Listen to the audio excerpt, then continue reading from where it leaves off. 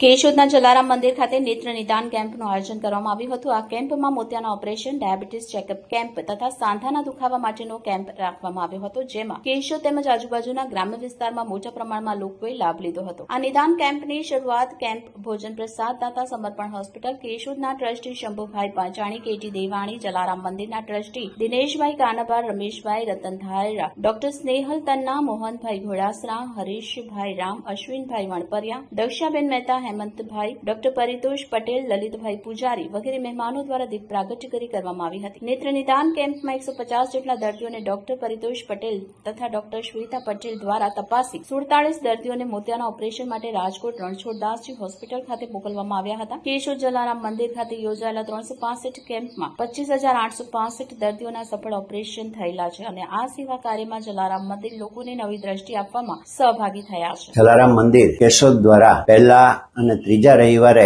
આઈ કેમ્પનું આયોજન કરવામાં આવી રહ્યું છે। આજે યોજાયેલા કેમ્પની અંદર લગભગ 150 જેટલા દર્દીઓને ડોક્ટર પરિતોષ પટેલ અને શ્વેતા પટેલ દ્વારા તપાસવામાં આવેલા હતા, નિદાન કરવામાં આવેલું હતું, જેમાંથી 47 જેટલા દર્દીઓને મોતિયાના ઓપરેશન માટે રાજકોટ રણછોડદાસજી આશ્રમ ટ્રસ્ટ ખાતે મોકલવામાં આવેલા છે। કેશોદ જલારામ મંદિર દ્વારા યોજાતા આ નેત્ર નિદાન કેમ્પની અંદર જુદા જુદા ભોજનદાતાઓનો અમને સાથ અને સહકાર મળી રહ્યો છે। આજરોજ યોજાયેલા કેમ્પની અંદર અમને સમર્પણ હોસ્પિટલ કેશોદ અને એમના ટ્રસ્ટીઓ શંભુભાઈ પાંચાણી અને દેવાણી સાહેબ આનો સહકાર સંપૂર્ણપણે મળેલો હતો। અત્યાર સુધીની અંદર આ અમારો 364મો નેત્ર નિદાન કેમ્પ હતો, એની અંદર અત્યાર સુધીમાં 25,000 ઉપરાંત દર્દીઓને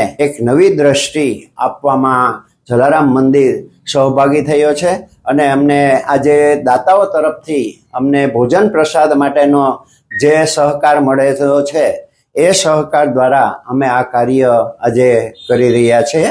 જય જલારામ।